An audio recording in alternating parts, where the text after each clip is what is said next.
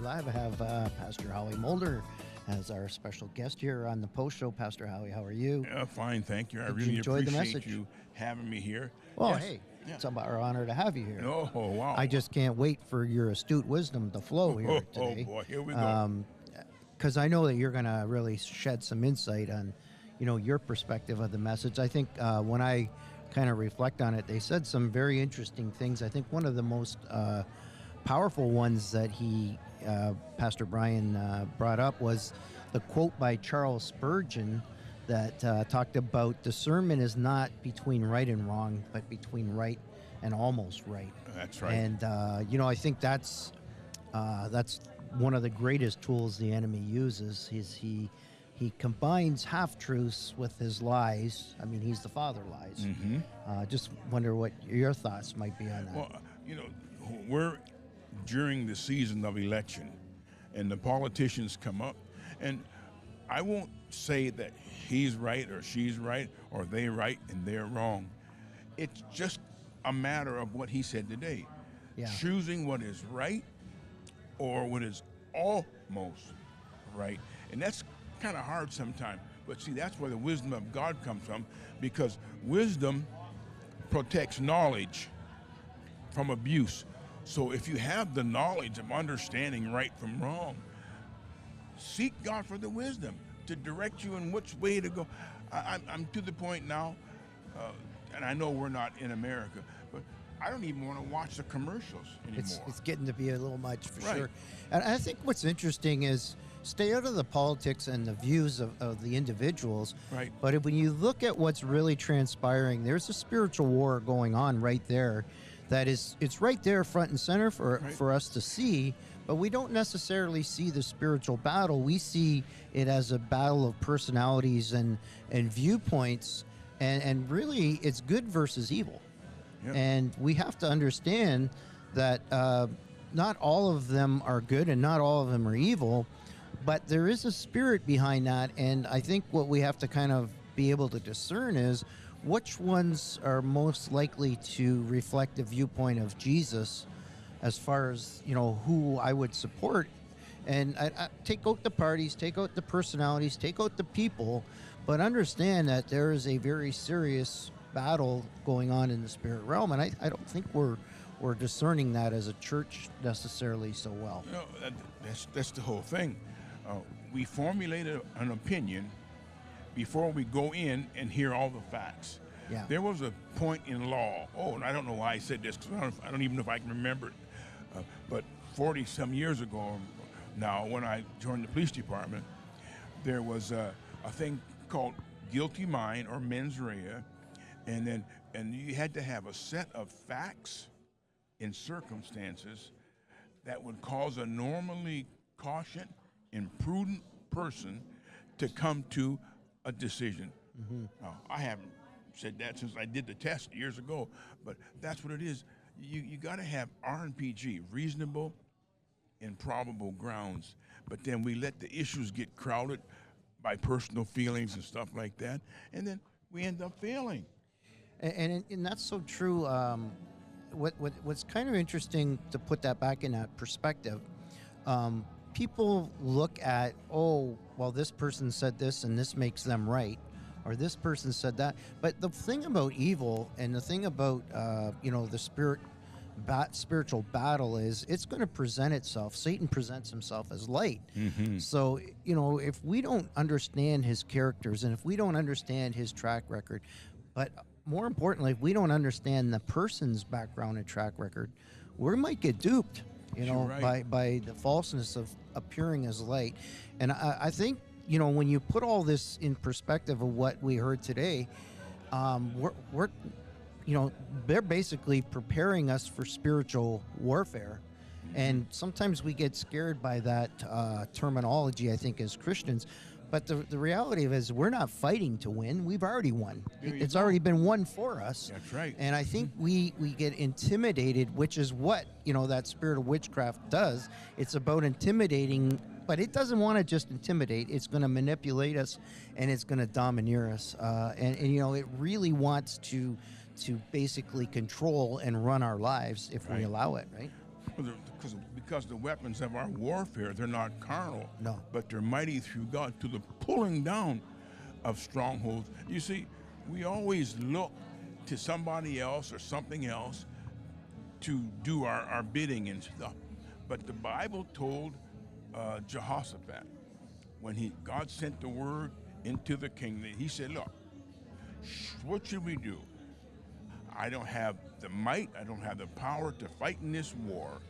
But God sent a word, not to the council, not to the king, but a person that was sitting in the audience by the name of Jehaziel. And he said, you tell him this, you will not have to fight in this battle, because the battle is not your battle, the battle is the Lord's. You won't even have to pick up your sword. I will do the fighting. You can have your armor on, Yeah. but you don't have to do nothing but show up and see what I'm going to do. And that's I think the whole point that they were trying to bring out is, first of all, there's more than one more than one piece of the armor, and the armor is actually meant to function in conjunction with all the pieces of the armor. Correct. So if we're missing one piece of the armor is probably not going to function to the proper extent that it's supposed to. Mm-hmm. And you just said it, that the fight is God's fight. And if we're not flowing in the power of Jesus' might, what are we flowing in?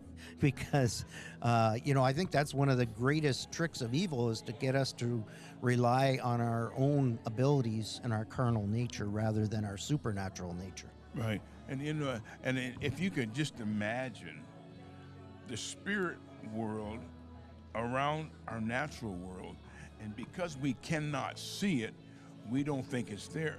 But what did Elisha say to Gehazi Yeah. when the army was surrounding them? What did he say? He said, first Gehazi runs in scared. He's looking in the natural. Oh man, they got us surrounded. The whole town of Dothan is surrounded by the Syrian army, and we're dead men. We're going to die. But Elisha said, Lord, open the young man's eyes. And that's what my prayer would be for us in this day and time, that God would open up our eyes. Because as we would look out and we would see the hills covered with the Syrian army and become fearful because of what we could see with the natural.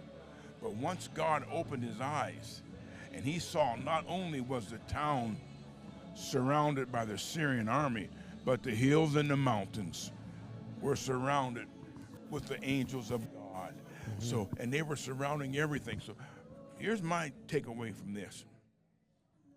It's not what's surrounding you, but it's who is surrounding them. Yeah, that's so well put. And, I think, put it into perspective, I think the culture, the world we are living in wants us to water down or change, basically they want us to acknowledge their point of view to the point of meeting them halfway instead of keeping absolute truth. Right. And I think it's so important to understand that, we're not going to be able to stand up to the falseness of the world and not take an absolute line here. And I think many in the church are intimidated by that, and just the way that culture will approach that. Even you're a bit fanatical, don't you think, Pastor Howie? You're going a little overboard here. Yeah. Like, doesn't isn't that what Satan really kind of said to Eve right in the garden? Surely you won't die. Right. And I think it's very much the same argument the enemy uses against us, but I think it's uses different color lipstick today. Yeah, it's deception. Yeah. What tool did the enemy use in the garden? The Bible said, well, first of all, Adam said, this woman you gave me, he put the blame on her. But she spoke up and said, out of her own mouth, she said, the enemy, the devil, deceived me. Yes. The serpent deceived me. Now, if the devil used deception in a perfect world, why would he change his tactics now when the world is falling apart? Yeah, exactly. He uses this. He don't have different strategy. He has one strategy: deception. And if he can get you out of faith, that's right. Right. Well, there you go. He's got you. So let's not be deceived. The Bible tells us, "Be not deceived. God is not mocked. Amen. For whatsoever man shall sow, that shall he also reap." So let's reap the spiritual things as we sow to the spiritual things, because you can't plant 10 cans and grow nickels. Unless you live in Harrow. No, I shouldn't have said that. Yeah. I should have left that alone. See, I play right into your hand. Well, listen, Pastor Howie, I really appreciate you coming on the show. Our time's up already. It seems like we just started. Right. But I do appreciate your comments, and I stand by my statement. Your astute wisdom flowed out of you today. Wow. And I think it's messages like that kind of provoke us onto our faith in Christ, but it just provokes something inside of each and every one of us. Right. I think it's important to hear the truth. Oh, yeah. Because Jesus said it, the truth is going to set us free. John 8, he said, "You shall know the truth, And it shall set and you the free. truth shall make you free." And then he went down to 36, I think, and said, "Whom the Son sets free Is free indeed. is free indeed." Amen. Amen. All right. Well, remember to light the passion within you. Thanks again, Pastor Howie. Have a great week, and we'll see you here next week. Okay, and you stay ready up. Okay? I'll be ready up. All right.